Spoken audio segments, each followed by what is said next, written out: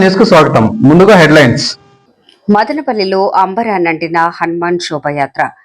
ద్విచక్ర వాహన శ్రేణితో పురవీధుల్లో జయ హనుమాన్ నినాదాలతో ఘనంగా ఊరేగింపు. మదనపల్లి పట్టణంలో హిందూ చైతన్య వేదిక ఆధ్వర్యంలో నేడు అట్టహాసంగా హనుమాన్ శోభయాత్రను సొసైటీ కాలనీ రామాలయం నుండి ప్రారంభమైన హనుమాన్ శోభయాత్రకు RSS, VSP, BJP, Bajrang Dal, హిందూ పరిరక్షణ సమితిల ఆధ్వర్యంలో వేలాదిగా హిందూ బంధువులు ద్విచక్ర వాహనాలపై జై శ్రీరామ్, జయ హనుమాన్ నినాదాలతో శోభయాత్రను ప్రారంభించిన శోభయాత్ర ఎన్టీఆర్ కూడలి, నీరుగట్టువారిపల్లి మీదుగా Chowdeshwari circle, RTC circle, Nimmanapalli circle, Bengaluru bus stand వరకు కొనసాగింది. మదనపల్లి శాసనసభ్యులు షాజహాన్ బాషా ఆధ్వర్యంలో పెద్ద ఎత్తున ముస్లిం సోదరులు శోభయాత్రలో పాల్గొన్న హిందూ సోదరులకు శీతల పానీయాలు, నీళ్ల పాకెట్లు అందించి శోభయాత్రకు సంఘీభావం తెలియజేశారు. శోభయాత్ర విజయవంతానికి కృషి చేసిన పలువురికి ఎమ్మెల్యే షాజహాన్ శాల్వాలతో సత్కరించారు.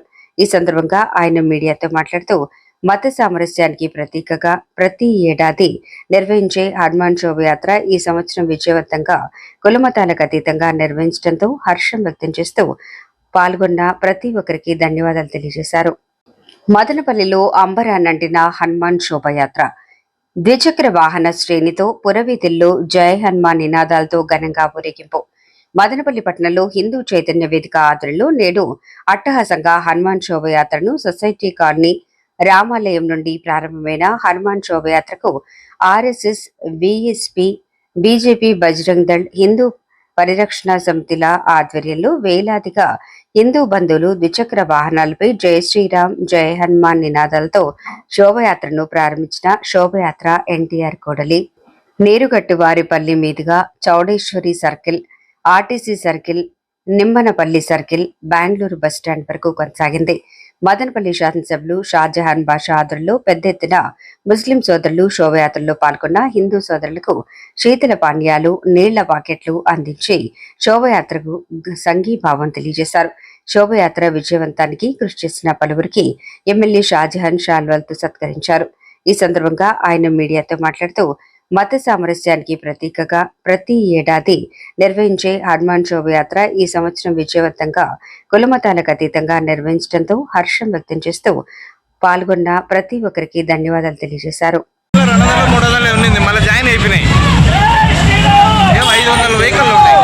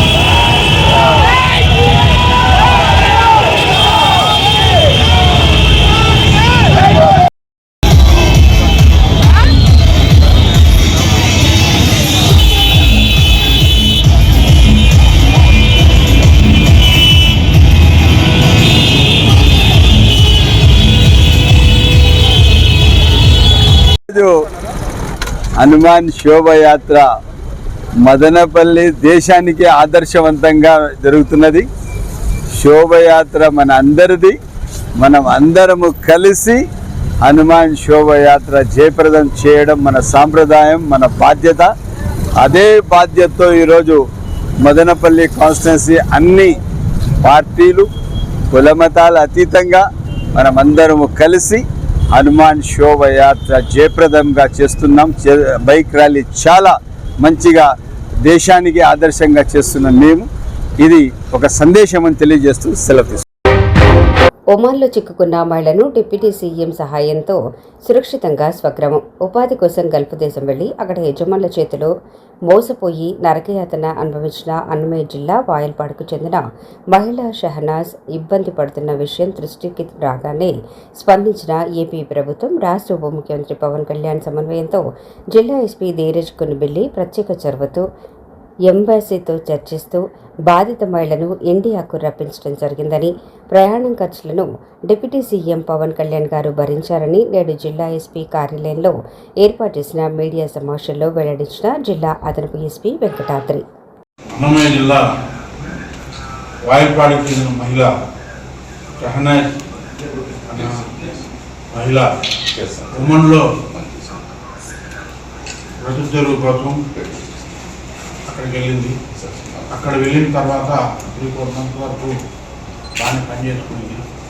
తర్వాత ఏజెంట్ ద్వారా పోయిన తర్వాత 3-4 months తర్వాత ఆమె సరిగ్గా భోజనాలు పెట్టకుండా రాత్రి బావులు కష్టపడమని చెప్పని, రాత్రంతా పగలంతా పని చేస్తూనే ఉండాలని చెప్పని హెరాస్ చేస్తూ ఉంటే ఆ విషయము ఆమె వీడియో తీసి పెట్టడం జరిగింది.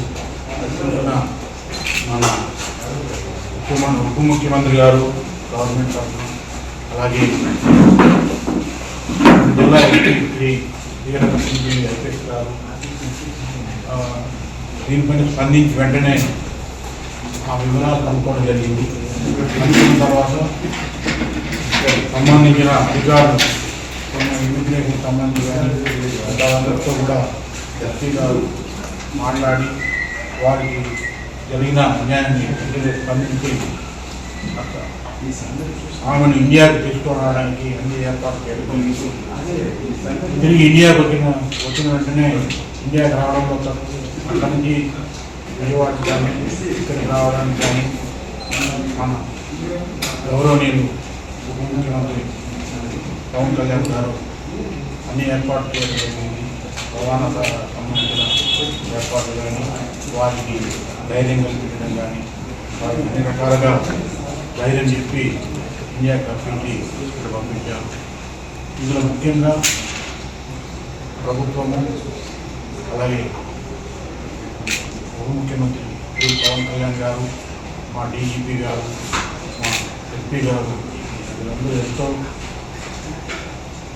ఇంట్రెస్ట్గా వీటిని ప్రతి నిమిషం వాళ్ళు ఎక్కడెక్కడ వచ్చింది, ఎంతవరకు వచ్చింది, ఇక్కడికి తిరిగి వాళ్ళ ఇంటికి అంతతో కల్పించే వరకు కూడా మానిటరింగ్ చేసి ఇక్కడ తీసుకొచ్చి ప్రదేశానికి క్షేమంగా తీసుకొని రావడం జరిగింది. వారు కూడా షహనాజ్ కానీ ఆమె భర్త కానీ ఇద్దరు కూడా ఈ చర్యల వల్ల ప్రభుత్వంకి కృతజ్ఞతలు తెలిపారు. ముఖ్యమంత్రి గారికి కానీ, మా డీజీపీ గారికి కానీ, మా ఎస్పీ గారికి చాలా హ్యాపీగా కృతజ్ఞతలు తెలిపారు. సో ఎవరైనా సరే ఏజెంట్లో మాట్లాడి విదేశాలకు వెళ్ళేటప్పుడు జాగ్రత్తగా అన్నీ చెక్ చేసుకొని మంచి అక్కడికి పోయే విధంగా చూసుకోవాలి తప్ప ఇమిగ్రేషన్ని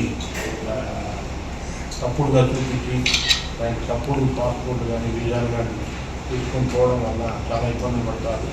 అలాగే వర్క్ వీజా మీదే వెళ్ళాలి, టూరిస్ట్ వీజా మీద వెళ్ళిపోయి అక్కడ పని చేయడానికి కల్పిస్తామని అంటే అది కూడా మీరు ముందుగా చెక్ చేసుకోవాలి. ఎందుకంటే మన ఏరియా మొత్తం ఎక్కువగా విదేశాలకు పోయి అక్కడ బతుకుదేరు కోసం పోయి అక్కడ పని చేసుకుంటామన్నమాట. కాబట్టి ఏజెంట్లు కూడా ఏజెంట్ మోసుకోవచ్చు. ఇటువంటి వాళ్ళు ఎవరైనా ఉంటే కూడా పోలీసులు వస్తే వాళ్ళని రోజు కట్టించండి.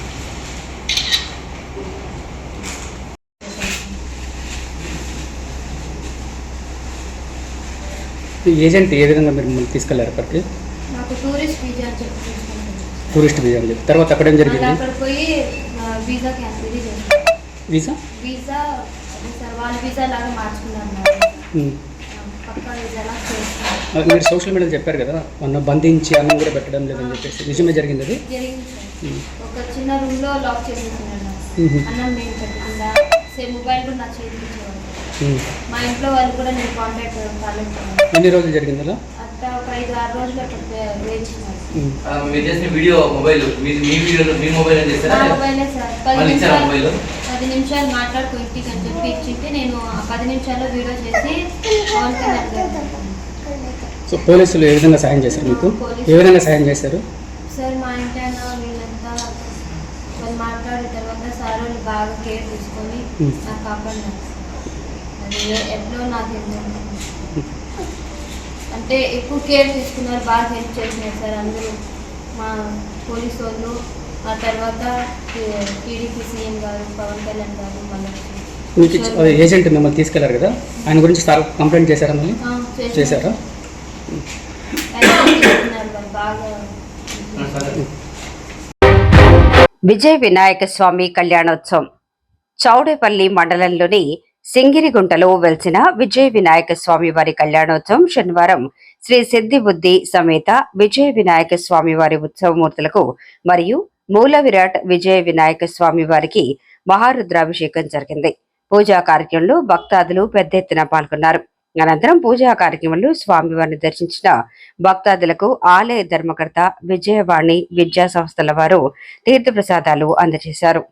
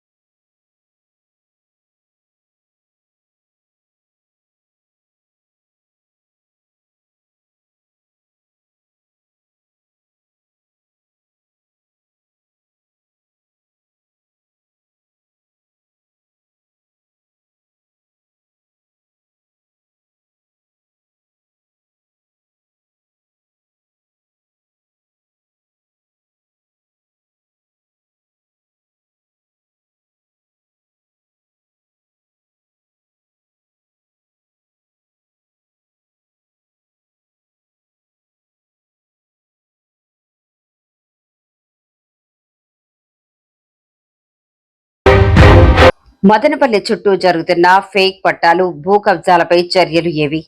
మదనపల్లి నియోజకవర్గంలో అధికార పార్టీ ఆగడాలకు అధికార యంత్రాంగం తోడు కావడంతో వైఎస్ఆర్సీపీ వారు చిన్న పొరపాటును కూడా భూతద్దంలో చూస్తూ వేధింపులకు గురి చేయటం రివాజుగా మారిందని, మదనపల్లి చుట్టూ జరుగుతున్న భూ కబ్జాలు, ఫేక్ పట్టాలపై చర్యలు ఏవి అంటూ మదనపల్లి వైఎస్ఆర్సీపీ ఇన్ఛార్జ్ నిస్సార్ అహ్మద్ ప్రశ్నించారు.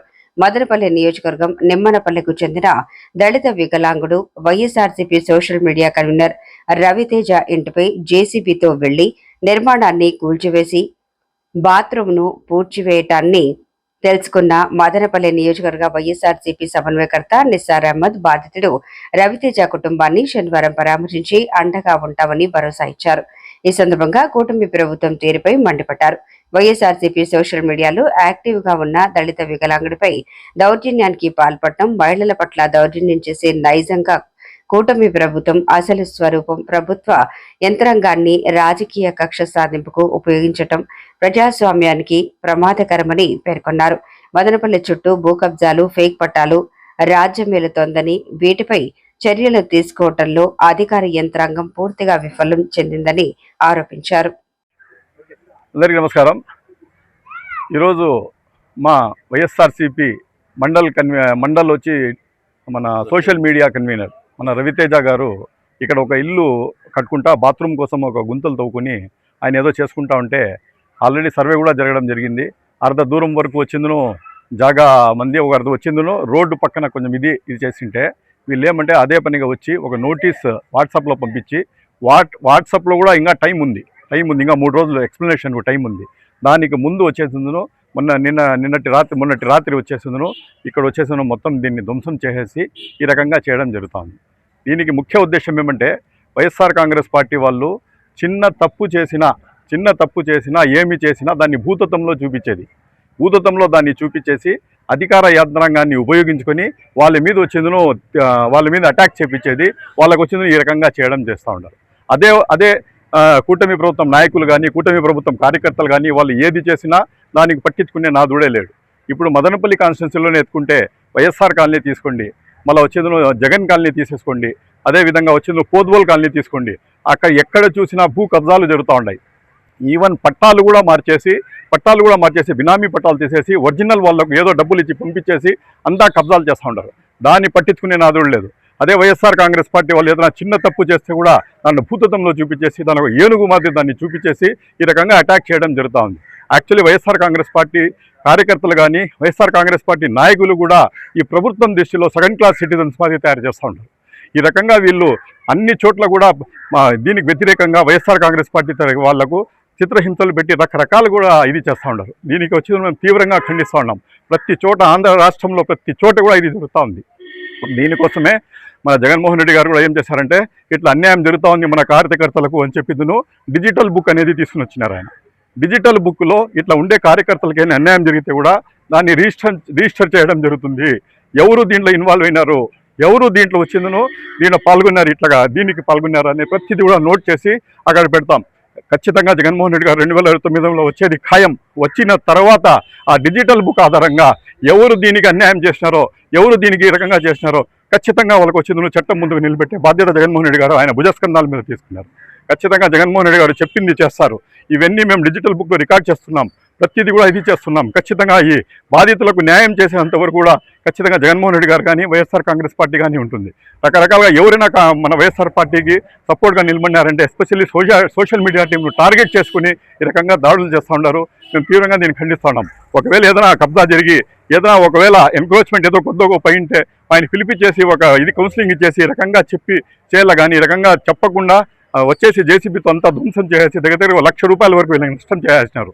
ఏమంటే వాళ్ళ మెయిన్ ఉద్దేశం ఏమంటే ప్రజల్లో ఒక ఇది క్రియేట్ చేయడం, ఏమంటే మీకు సెక్యూరిటీ లేదు, వైఎస్ఆర్ కాంగ్రెస్ పార్టీ వారికి కానీ వైఎస్ఆర్ పార్టీ కార్యకర్తలకు కానీ సెక్యూరిటీ లేదు, మీరు వచ్చిందను ఒక భయం వాళ్ళలో క్రియేట్ చేయాలా, రాబోయే లోకల్ బాడీ ఎలక్షన్స్లో కూడా వీళ్ళు చురుగ్గా పాల్గొనకూడదు, వాళ్ళు డిఫెన్సివ్ మూడ్లో పడిపోవాలనే ఉద్దేశంతో రకంగా చేస్తున్నారు. కానీ జగన్మోహన్ రెడ్డి గారి శిష్యులు కానీ జగన్మోహన్ రెడ్డి గారి దగ్గర మేము ట్రైనింగ్ తీసుకునే వాళ్ళము, ఎటువంటి పరిస్థితుల్లో కూడా మేము తగ్గేది ఉండదు. ఖచ్చితంగా మా పార్టీ వాళ్ళకి ఎక్కడ అన్యాయం జరిగినా మేము గొంతు విప్పుతాం. ఖచ్చితంగా డిజిటల్ బుక్లో దీనంతా రికార్డ్ చేస్తాం. జగన్ 2.0లో వచ్చిన వెంటనే జగన్మోహన్ రెడ్డి గారు ప్రమాణ స్వీకారం ఎత్తిన వెంటనే డిజిటల్ బుక్ను ఓపెన్ చేయడం జరుగుతుంది. ఖచ్చితంగా ఇది వచ్చినా 100% మేము వచ్చేందును బాధితులకు పరామర్శించి ఖచ్చితంగా ఎవరికైనా వాళ్ళకి అన్యాయం చేసింటే ఆ సంబంధిత అధికారులు కానీ ఎవరు కానీ నాయకులు కానీ ప్రతి ఒక్కరికి చట్టం ముందుకు నిలబెట్టే కార్యక్రమం 100% చేస్తాం. కాబట్టి 100% మేము కూడా ఈసారి ఏ అజిటేషన్ చేసినా ఏది చేసినా ఇది చేస్తాం. ఇప్పుడు కూడా అర్ధ దూరం వరకు కొంచెం దూరం వరకు ఎన్క్రోచ్మెంట్ అంటున్నారు. బ్యాలెన్స్ ఎక్కడ ఏమీ ప్రాబ్లం లేదు. ఇప్పుడు మెయిన్ రోడ్ నుండి మనం ఇక్కడ వాళ్ళు ఎదురుగా ఉండే దాంట్లో వీళ్ళు ఇవి కట్టేస్తే రూములు కట్టేస్తే మేమేం చేయాలి, వాళ్ళు ఏం చేయాలి పాపము, వాళ్ళు పంచాయతీ వాళ్ళు వచ్చిందను ఎదురుగా రూములు కట్టేస్తే వీళ్ళకి పోయే దారి అది. ఖచ్చితంగా వీళ్ళు రోడ్డు ముందు ఉండే జాగా వీళ్ళకే ఉంటుంది హక్కు, వాళ్ళకి అడ్డం వీళ్ళు మాట్లాడకూడదు. అట్లాంటిది పోయి రకంగా చేసి రకరకాలుగా వాళ్ళకు బాధలు పెడతా ఉన్నారు. ఖచ్చితంగా వైఎస్ఆర్ పార్టీ తరఫున మేము 100% వీళ్ళకి అండగా నిలుస్తామని తరఫుగా మనవి చేసుకుంటాం. ఎంఆర్ఓ సార్ మా భూమి మాకు ఇప్పించండి సారు అంటూ వేడుకుంటున్న బాధితురాలు. పొంగనూరు మండలం లక్కుంట గ్రామ సమీపంలో రాగానిపల్లె పంచాయతీ డికేటీ సర్వే నంబర్ 337/3 ఖాతా 113 2 ఎకరాల 48 సెంట్ల భూమిని 2010లో చెన్నరాయప్ప పేరు మీద పాస్బుక్ ఉంది. అయితే ఇప్పుడు 1బిలో పేరు మారిపోయిందని బాధితుడి భార్య లక్ష్మమ్మ మీడియాను ఆశ్రయించింది. మా భూమిలో సంవత్సరాలు తరబడి వ్యవసాయం చేసుకుంటూ ఉన్నామని, మా భూమిని రెవెన్యూ వారు వేరొకరి పేరు మీద 1B ఎలా చేస్తారని వేలిముద్ర వేసే లక్ష్మమ్మ, చెన్నరాయపల్ల పేర్లతో సంతకాలు ఫోర్జరీ చేసి హంద్రీ నివా నష్టపరిహారం డబ్బులు 7 లక్షలు కూడా కాజేశారు.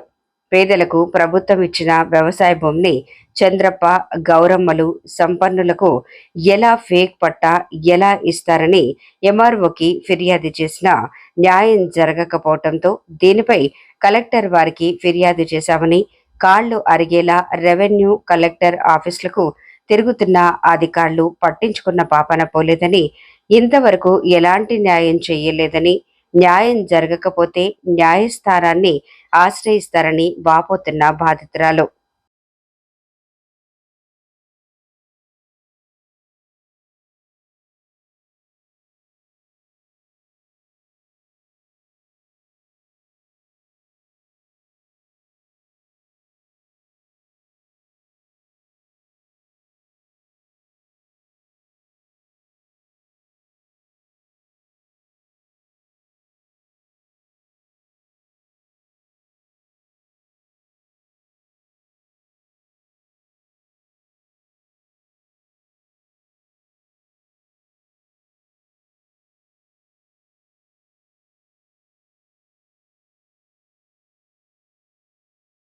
నుంచి మా నాన్న ఇక్కడ మేము చిన్నగా ఉన్నప్పుడు ఇక్కడే వచ్చి ఎద్దులు కానీ పట్టుకొని వచ్చి ఇక్కడే మా యవ్వ మా తాతని అన్నం చేసుకుంటూ ఏమి జరగనప్పుడు ఇక్కడ వెనకాల 2.5 ఎకరా గవర్నమెంట్ ఇచ్చింది భూమిని సంపాదించుకుంటూ ఇక్కడే ఉలవలు చల్లినారు, బరిలు చల్లినాడు.